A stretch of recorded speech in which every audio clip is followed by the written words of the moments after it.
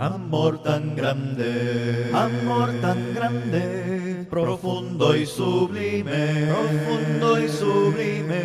es el amor de mi Creador. Estamos llegando a la recta final prácticamente de este hermoso tema, como son los propósitos de Dios para la iglesia. Yo personalmente, hermanos, espero en el Señor que hayamos aprovechado, ¿verdad? Hayamos aprovechado estas lecciones, puesto que estas lecciones son la base fundamental para edificar una iglesia. Cuando comenzamos una iglesia o cuando comenzamos a construir, por ejemplo, una casa, hermanos, lo primero que se ponen son las bases, lo que se conoce como el fundamento. Y los fundamentos de una iglesia saludable son estos. ¿En qué vamos a montar toda la estructura? Porque si el fundamento es débil, entonces la construcción que se haga, la edificación que se haga, en cualquier momento puede caer, ¿verdad? Se puede venir abajo. ¿Por qué razón? Porque los fundamentos son débiles. Y así es la historia de muchas iglesias, hermano. Iglesias que llegan a desaparecer con el tiempo o llegan a menguar o simplemente no crecen. Es cierto que el crecimiento es visto de diferentes puntos de vista. Hay crecimiento espiritual, hay crecimiento en gracia, hay crecimiento numérico. Y yo creo que los tres hermanos son consecuentes con los fundamentos. Si tenemos buenas bases y buenos fundamentos, sin duda alguna, hermano, vamos a crecer en conocimiento, vamos a crecer en gracia y vamos a crecer numéricamente. Eso es sin duda alguna, hermanos. No tendremos que pedirle a la iglesia que crezca, sino que ella crecerá automáticamente. Acuérdense que hemos venido diciendo desde el principio que la iglesia no es una organización, sino un organismo. Y al ser un organismo, hermano, es un cuerpo. La diferencia es que es un organismo que está unido o formado, en este caso, por diversos miembros, como el cuerpo humano, como el cuerpo de un animal, como el cuerpo de un insecto, como cualquier ser vivo. Así es la iglesia. Y los seres vivos, hermano, crecen si cumplen dos condiciones. Uno, si están vivos. Y dos, si están sanos. Y para esto necesitamos tener estos fundamentos. Si la iglesia sigue viva y sigue sana en la fe y en el amor, entonces va a crecer automáticamente. Y ahora nosotros hemos aprendido a lo largo de estas semanas que Dios quiere que crezcamos en todo. La Biblia dice que hay que crecer en todo.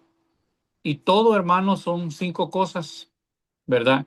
Y estas 5 cosas son adoración, que es mostrar nuestro amor a Dios; servicio, que es amar al prójimo como a nosotros mismos; evangelismo, que es ir y predicar el evangelio; comunión; y por último, discipulado, que es el que estamos viendo. ¿Verdad? Si la iglesia se monta en estos 5 rieles, hermano, y camina en esos 5 rieles, entonces vamos a entender para qué existe la iglesia.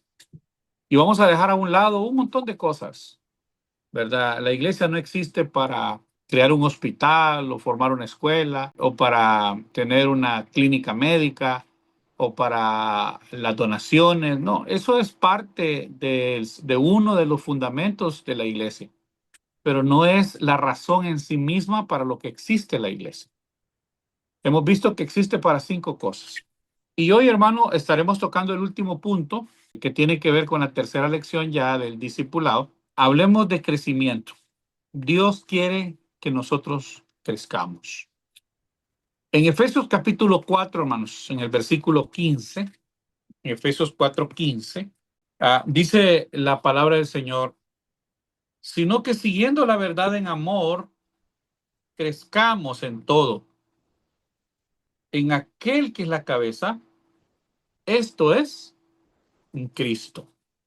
Dice que crezcamos en todo, hermano. Adoración, servicio, evangelismo, comunión y discipulado. Él quiere que crezcamos en todos esos principios. En aquel que es la cabeza, dice, en todo, en aquel que es la cabeza, esto es Cristo.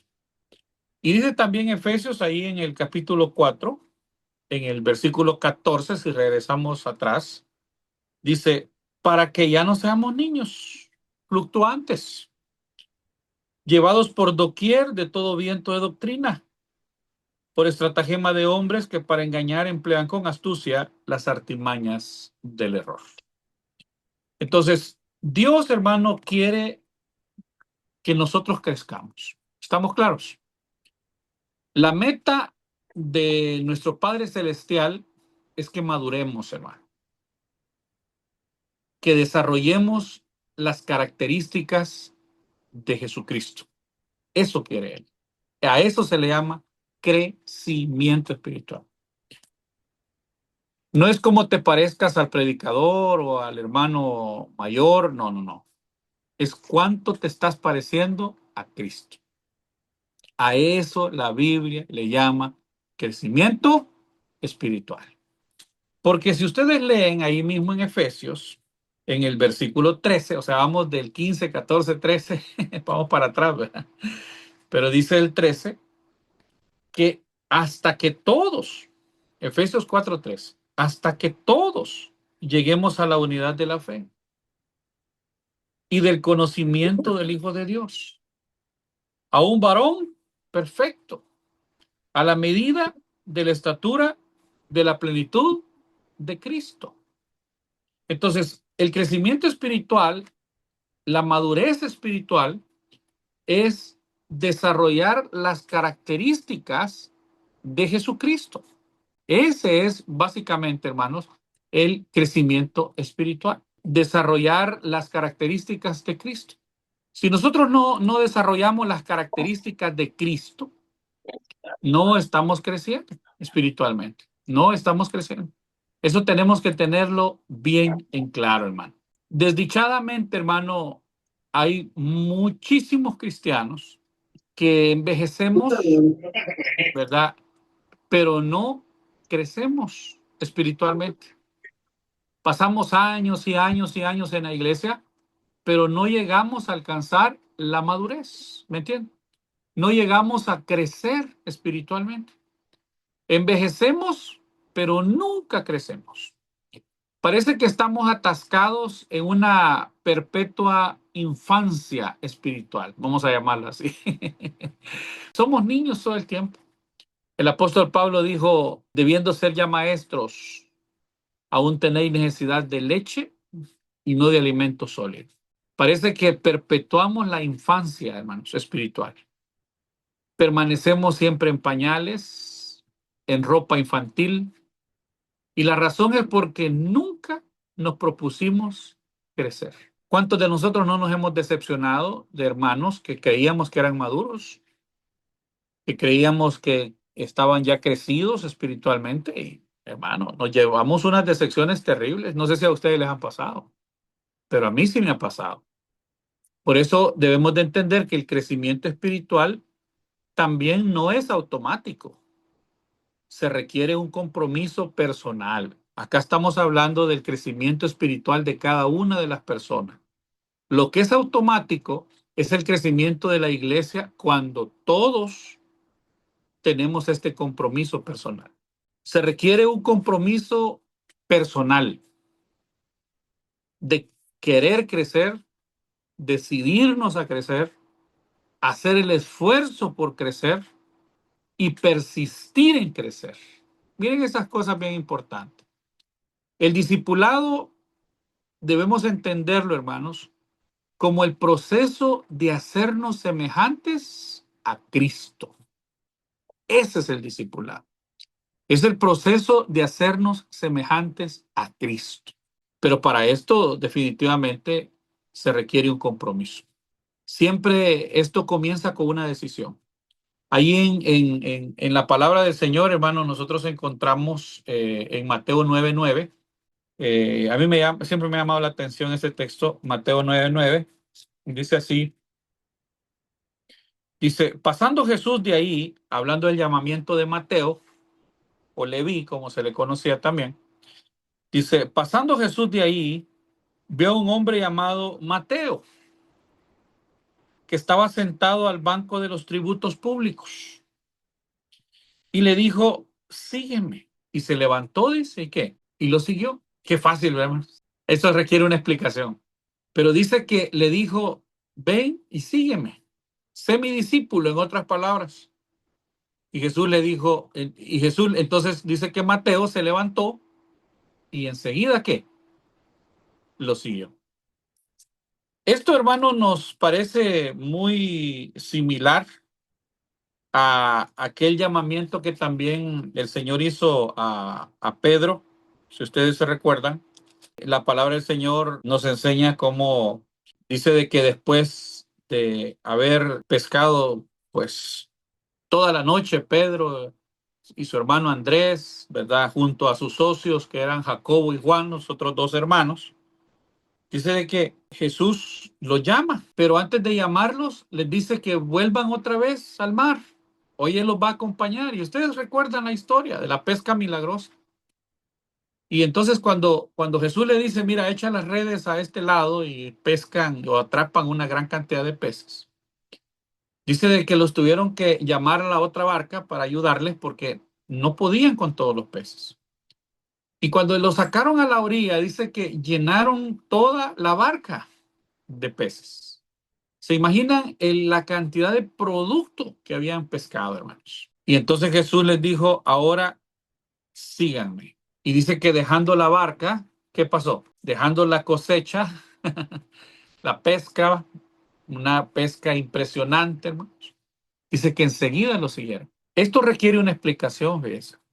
Una explicación necesaria. Y así como Mateo siguió a Jesús tan fácilmente, y Pedro y los demás también lo siguieron, dejaron todo, porque parece que Mateo dejó la mesa con el dinero y Pedro dejó la barca llena de peces y lo siguió. Y esto se remonta, hermano, a algo bien interesante. Ponga atención a esto. Fíjense que en la antigüedad, todos los judíos, en este caso, los israelitas, ellos tenían ciertas aspiraciones, pero la aspiración más grande era convertirse en un rabino. Parece que ser un rabino, hermano, un maestro, era como ir a la universidad hoy en día y sacar una carrera, y eso te va a dar estatus, prestigio, un buen trabajo, etcétera, etcétera. Pero para poder convertirse en esto, hermano, se requería era necesario que los maestros rabinos llamaran, ¿verdad? En este caso, a los que querían ser también sus discípulos y convertirse en maestros. Y la mayoría de la población, hermano, no calificaba para esto. De hecho, la mayoría se quedaba. Y en este caso, Mateo, que era un publicano, y Pedro, que era un pescador del mar de Galilea, mucho menos. Habían ciertos niveles de rabinos y el rabino, el que mejor maestro era el que tuviera la capacidad de memorizar más la palabra. Y entonces había un tipo de rabino que se le llamaba el Shnisha, que es el que era capaz de conocer casi toda la ley de memoria, hermanos. Y ellos no habían tenido la oportunidad, sin duda alguna, de ser discípulos, de ser llamados para convertirse en rabinos.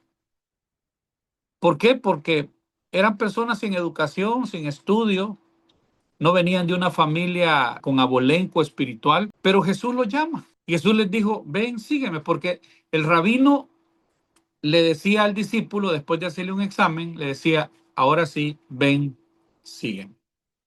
Y ese ven, sígueme era como, te estoy matriculando conmigo, estás ingresando a esta universidad, ahora estás listo para convertirte en un rabino también. Entonces, cuando Pedro y los demás y Mateo escuchan el llamado del Señor que les dice, ven, sígueme, ellos ven eso como la oportunidad más importante de su vida. Era tan importante que no les importó dejar la barca llena de peces, hermano. O sea, el Jesús los llamara a ellos, luego de un milagro, sabiendo que ellos reconocían a Jesús como el mejor de los rabinos, el mejor maestro, te estuviera llamando, no, hombre, es como que tú consigas el mejor trabajo del mundo y no te importa dejar el trabajo que tengas. Si donde la oportunidad que se está presentando es posiblemente la mejor que se te va a presentar en toda tu vida. Por eso a ellos no les importó dejar la barca, ni a Mateo dejar los impuestos, porque Jesús los llamó. Pero esto requirió compromiso. ¿Me entienden, hermanos? Entonces, la pregunta es, ¿cómo nosotros vemos el llamado de Jesús? ¿Por qué los demás maestros no llamaban a Pedro y a Mateo? Porque era lo vil del mundo. Porque realmente no tenían nada especial por qué lo llamaran. Pero la palabra del Señor dice que el Señor nos llamó a nosotros como lo llamó a ellos, porque nadie nos iba a llamar, hermanos. Nadie nos iba a buscar como discípulos. Entonces, ahí es donde nosotros tenemos que comenzar a valorar el llamado del Señor, porque el Señor no nos ha llamado a un simple trabajo, sino que nos ha llamado a ser sus hijos, a hacer obras mayores que la que Él hizo. Nos ha llamado, hermano, para que seamos llamados hijos de Dios. Y ahí es donde comienza la mentalidad del discípulo. ¿Me entienden? Entonces, el discipulado, básicamente, hermano, es el proceso para ser semejante al maestro. En este caso, semejante a Cristo. Porque eso es lo que hacían los rabinos antiguamente. Entrenaban a los discípulos para ser semejantes a ellos. Pero siempre comienza con una decisión. La decisión de Mateo es dejar todo y seguirlo. La decisión de Pedro es dejar la barca llena de peces y seguirlo. Cuando los primeros discípulos, como en este caso, decidieron seguir a Jesús, posiblemente ellos al principio, hermanos, no entendieron todas las implicaciones de esa decisión, como nosotros. Simplemente ellos respondieron a la invitación de Jesús. Eso es todo lo que se necesita para comenzar. Es como cuando tú te bautizas. A lo mejor tú no conoces mucho, pero te bautizas. Y con el tiempo vas aprendiendo qué significa el bautismo. Yo una vez me puse a estudiar qué cosas ocurren cuando somos bautizados, por ejemplo. Y saben que suceden como 32 cosas, hermano, cuando nosotros somos bautizados. Somos perdonados, viene el Espíritu Santo, somos regenerados, somos transformados, etcétera, etcétera, etcétera. O sea, suceden regenerados una cantidad de cosas. Pero cuando nos bautizamos, a lo mejor solo sabíamos una o dos cosas. Pero con el tiempo vamos aprendiendo lo que esto significa. Ahora bien, no hay nada que moldeará nuestras vidas, hermano, más que los compromisos que nosotros hagamos. De hecho, sus compromisos lo pueden destruir o lo pueden desarrollar. Pero de la manera en que sea, los compromisos lo definirán a usted. O sea, harán algo en usted. Ahora bien, yo le pregunto a usted, dígame qué tan comprometido está con Cristo. Y yo le diré lo que usted será en 20 años, por ejemplo. Si es que vivimos 20 años. ¿En qué nos vamos a convertir? En lo que nos vamos a convertir es en lo que nos comprometamos hoy en día. Es cuando llega a ese punto, hermano, de compromiso, que es cuando comenzamos a crecer como discípulos. Es cuando los propósitos de Dios en nuestra vida comienzan a hacerse más notables.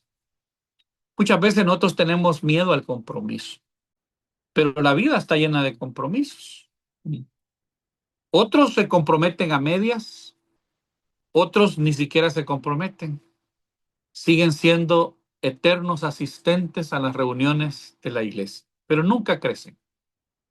Hace poco yo leí a una persona y decía que muchas iglesias no, no estamos viéndonos como un rebaño de ovejas, porque las ovejas, hermano, cuando están como rebaño, se reproducen increíblemente rápido. ¿Sabían ustedes eso? Hay temporadas de apareamiento, pero hay temporadas de comienzan a parir las ovejas, hermano, y es increíble, increíble la cantidad. Y cada 3 meses están reproduciendo y reproduciendo y reproduciendo.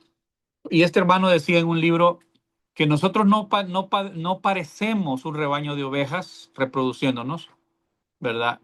Sino parecemos una granja de pollos, decía él. Y a mí me pareció bien chistosa la comparación, ¿verdad? Porque es cierto, muchas veces solo estamos engordando, engordando, engordando. Y en las granjas de pollos, hermano, los pollos no se reproducen, solo sirven para comestible. Entonces, no podemos en iglesia convertirnos en una granja de pollos, como dice este hermano, sino tenemos que ser un verdadero rebaño, donde nosotros estamos creciendo dependiendo del pastor, reproduciéndonos espiritualmente, ¿verdad? Esto es bien interesante. Ahora bien, hermano, dice la palabra del Señor también en segunda de Pedro, en el capítulo 3, en el versículo 11, puesto que todas estas cosas han de ser desechas, está hablando de la destrucción del mundo, ¿cómo no debéis vosotros andar en santa y piadosa manera de vivir? ¿Qué quiere decir esto, hermano? Que lo más importante es comprometernos a una vida santa y piadosa. ¿Por qué razón? Porque todo va a tener una consecuencia eterna. Al final todo será destruido y más vale que nosotros escojamos sabiamente en qué queremos comprometernos. Y si queremos comprometernos a vivir una vida santa y piadosa, yo creo que es lo que más nos conviene, porque al final todo lo que hagamos en esta vida, materialmente hablando, será deshecho. Ahí dice, ¿verdad? Será destruido. Ahora bien, ¿cuál es el papel de Dios y cuál es el papel de nosotros en este proceso? Bueno, hemos dicho que parecernos a Cristo, la semejanza a Cristo, entonces es el resultado de tomar decisiones compatibles con Cristo. Y eso significa depender del Espíritu Santo que nos ayuda a realizar esas decisiones que tomamos. Una vez, hermano, que nosotros decidimos tomar en serio parecernos a Cristo, la semejanza a Cristo, tenemos que empezar a actuar de nuevas maneras. Una de ellas es, tenemos que abandonar unas cuantas rutinas viejas y desarrollar, en este caso, hermano, hábitos nuevos. Debemos aprender a cambiar intencionalmente nuestro modo de pensar. Porque si cambiamos nuestra forma de pensar, cambiaremos nuestra forma de vivir. Y vamos a tener la plena seguridad, hermano, que el Espíritu Santo nos va a ayudar en estas cosas. Fíjense que ahí hay un texto que nos ayuda mucho a entender esto. Está en Filipenses 2, 13, 12 y 13. Filipenses 2, 12 y 13. Por tanto, amados míos, como siempre habéis obedecido, no como en mi presencia solamente, sino mucho más ahora en mi ausencia, ocupaos en vuestra salvación, dice, con temor y temblor. Porque Dios es el que en vosotros produce así el querer como el hacer por su buena voluntad. Miren qué interesante este versículo, hermano. Este versículo nos muestra dos partes del crecimiento espiritual. Una de ellas dice ahí en el versículo 12, como siempre habéis obedecido, siempre hemos trabajado, es lo que quiere decir. No solo en mi presencia, sino también en mi ausencia. En otras palabras, ocupaos de vuestra salvación con temor y temblor. Lo primero es, nosotros nos comprometemos a trabajar y Dios es el que produce, dice el 13, el querer como el hacer. O sea, en otras palabras, hermano, el crecimiento espiritual es un esfuerzo colaborativo entre usted y el Espíritu Santo. Usted se compromete a ser obediente, ¿verdad? A ocuparse en su salvación con temor y temblor, porque la expresión esa, temor y temblor, hay que interpretarla, ¿verdad? Y esto significa tomar su crecimiento espiritual en serio. Ese temor y temblor significa que voy a tener mucha responsabilidad, mucho cuidado en esto que estoy haciendo. Lo voy a tratar con mucha delicadeza, con temor y temblor, con la diligencia mayor posible. Entonces, necesitamos tener esa actitud para que Dios produzca en nosotros el querer como también el hacer. Ahora bien, eso lo que quiere decir, hermano, es que no es que simplemente nosotros somos los que hacemos todo. Eso no es cierto, hermano.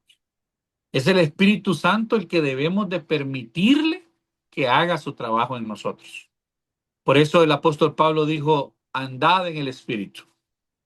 Por eso él dijo, no contristéis al Espíritu. Y en otra ocasión dijo, no apaguéis al Espíritu. ¿Por qué? Porque es el Espíritu Santo el que trabaja en nosotros a fin de formar nuestro carácter a la medida de Cristo. Eso es bien importante, ¿verdad? Ahora bien, muchas veces, hermano, nosotros queremos cambiarnos a nosotros mismos. Y cuando eso pasa, cuando nosotros intentamos cambiar nuestra vida, decimos, no, no, no, es que el trabajo lo tengo que hacer yo, ¿verdad? Yo tengo que tener esto, yo tengo. Usted está tratando de hacer algo que nunca va a poder conseguir. Porque aún antes de llegar a Cristo, algunas veces intentamos cambiar nuestra vida por nuestra propia cuenta y no lo conseguimos, hermano. Si teníamos un vicio, no lo pudimos dejar. Si teníamos malas costumbres, no las podíamos dejar. Si teníamos un mal vocabulario, tampoco lo podíamos dejar. Y cuando llegamos a Cristo nos encontramos que tampoco lo puedo dejar. ¿Pero por qué? Porque el trabajo lo está haciendo usted. No está dejando que el Espíritu Santo trabaje en usted. Eso es como cuando usted va en una lancha, en un lago o en el mar, ¿ve? Y usted le pone el autopiloto o el piloto automático. Y usted dice, bueno, vamos a programar para que la lancha vaya en dirección recta. Pero de repente a usted se le ocurre que quiere cambiar el rumbo y se quiere ir a la derecha o a la izquierda. Y entonces usted, la única forma que tiene es tomar el timón y forzarlo un poco para que la lancha se mueva. Y usted lo va a conseguir por un tiempo. Pero luego usted va a comenzar a sentir cansancio, dolor, sus fuerzas ya no le van a ayudar y entonces va a tener que soltar la lancha. Y cuando usted suelta la lancha vuelve el piloto automático a llevarlo por el rumbo que usted la programó. Entonces, Dios ya programó por dónde tenemos que ir. Pero nosotros muchas veces queremos ganarle a Dios, hermanos. Queremos hacer el trabajo de Dios en nuestra vida. Por eso no cambiamos, por eso somos mentirosos, somos hipócritas, somos irresponsables. Por eso es que los pecados se hacen presentes continuamente. Porque tú estás tratando de hacer la obra tú, forzando el timón. Deja que el Espíritu Santo lo haga. Ah, eh, Esto es bien importante. Fíjense que hay un texto acá en Proverbios 4:23. Miren lo que dice Proverbios 4:23. Dice así, sobre toda cosa guardada, dice, guarda tu corazón, porque de él mana la vida. ¿Qué es lo que está diciendo, hermano? Hay una versión que yo leí, que la tengo acá, que dice, ten cuidado cómo piensas, porque tu vida es moldeada por los pensamientos de tu corazón. Y eso es cierto. Dios reveló esto hace miles de años y eso es lo que recomiendan los psicólogos hoy en día. Que tengamos cuidado, hermano. Guardemos nuestro corazón porque de él mana la vida. ¿Qué quiere decir ese texto en la Reina Valera? Que el corazón es una parte tan importante que así como esté tu corazón, así va a estar tu vida. Si eres un corazón obediente, tu vida va a ser una buena vida para Dios. Sí, pero si tienes un corazón duro, difícil, desobediente, tú vas a estar luchando, entrando y saliendo en la vida cristiana. Los hermanos te van a ver siempre ahí, pero tarde o temprano vas a dejar.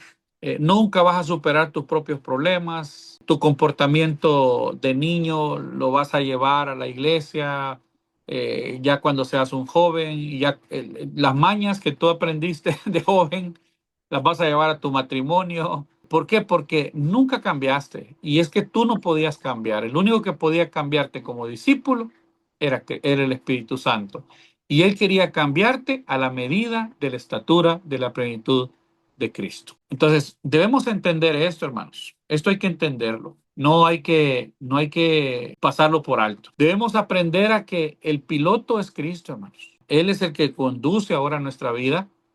Es el Espíritu Santo, como Él dijo, el que nos iba a guiar a toda la verdad, el que nos iba a enseñar, el que nos iba a llevar de la mano en nuestro crecimiento espiritual. Pero para ser como Cristo hay que desarrollar la mente de Cristo. Y la palabra del Señor en el Nuevo Testamento dice que nosotros ya tenemos la mente de Cristo. ¿O no dice así? Así dice, que tenemos la mente de Cristo. Así dice el Nuevo Testamento, dice el libro de Corintios, que tenemos la mente de Cristo.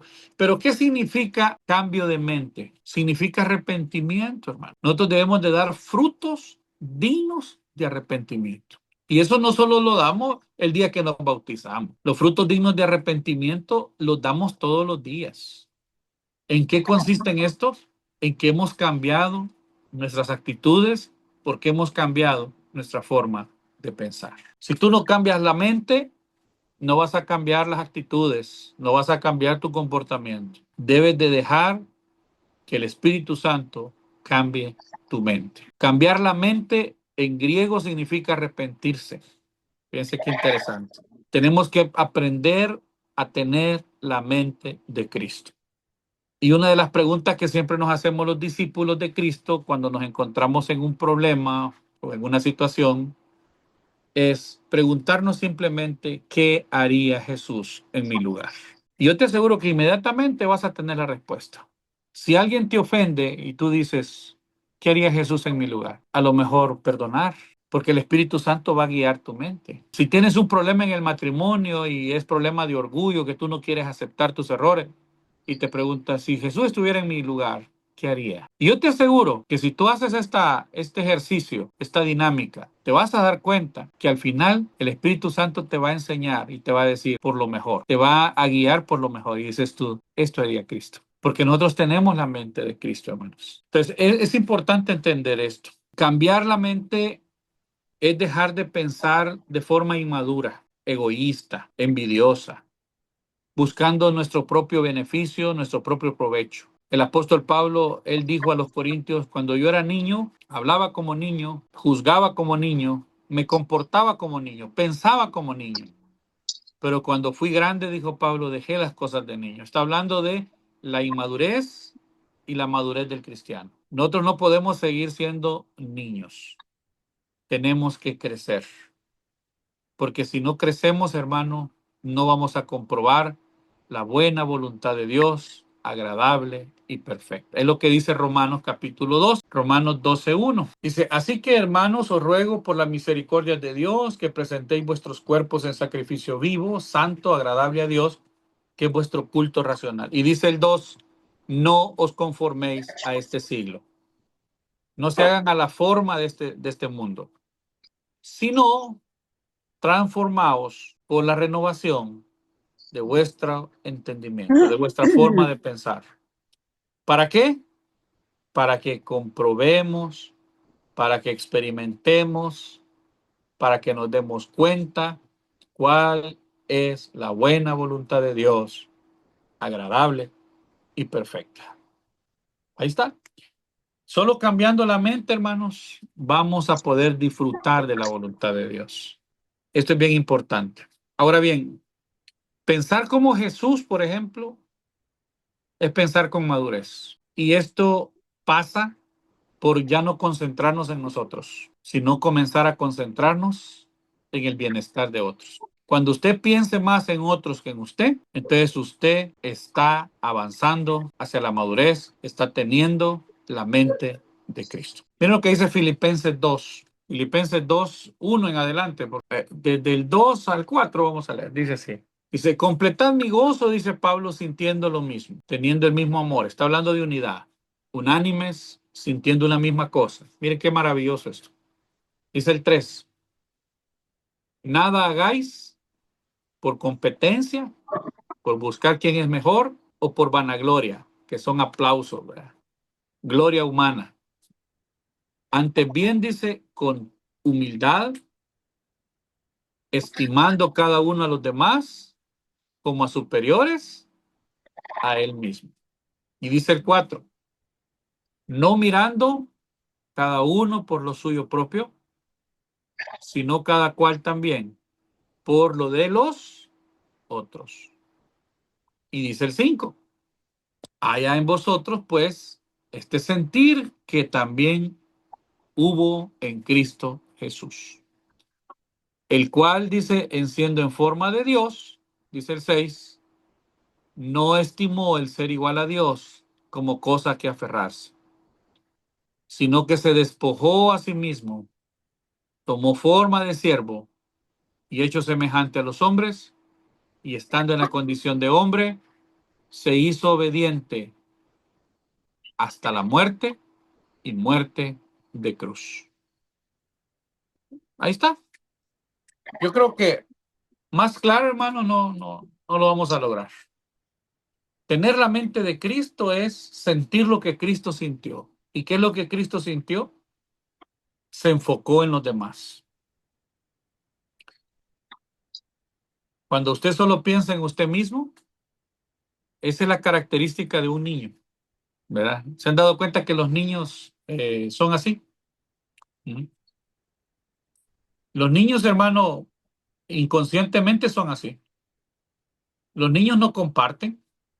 Los niños lloran si otro niño les quita el juguete.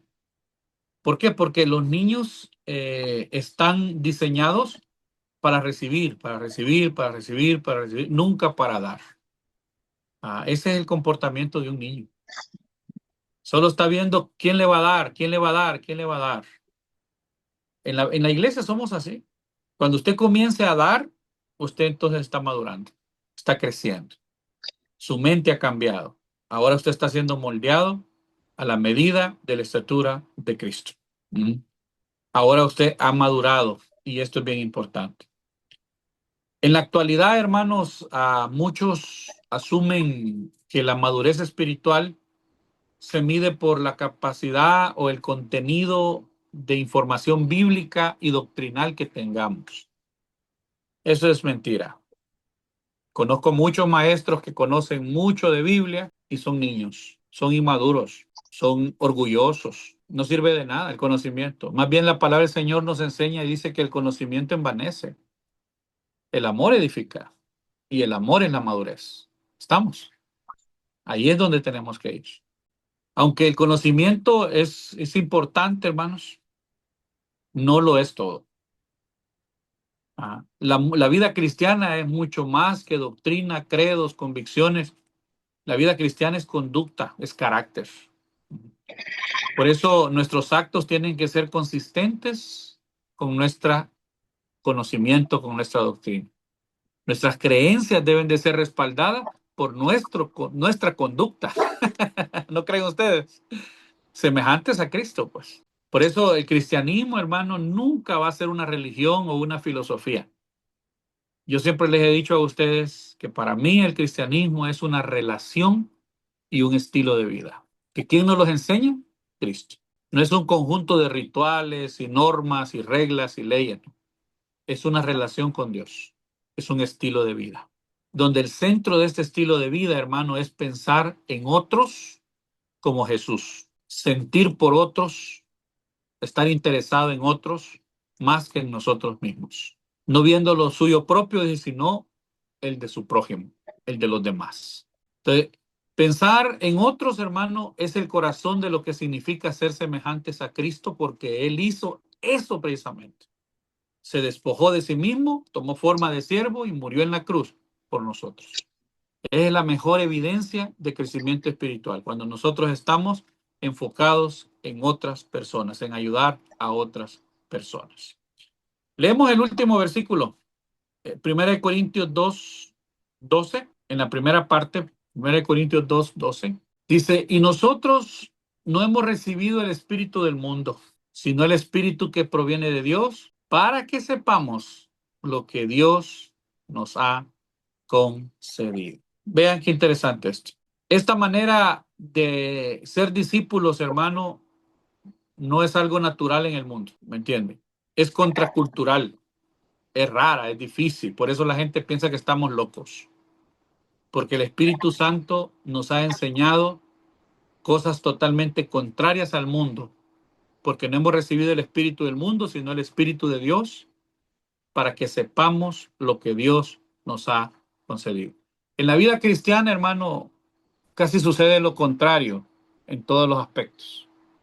Por ejemplo, para ganar hay que perder. Para ser grande hay que ser pequeño. Para ser el mejor, en este caso, hay que servir a los demás. Cosas que el mundo no nos enseña. Para poder ganar la salvación hay que comenzar rindiéndonos.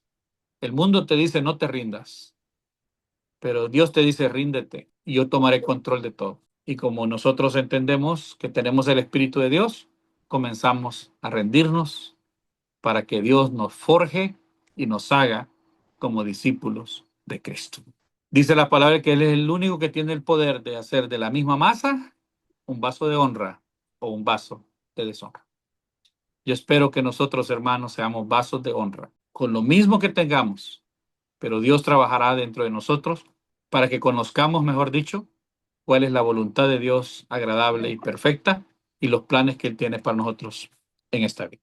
Muy bien, hermanos, acá termino. Amor tan grande, profundo y sublime, es el amor de mi Creador.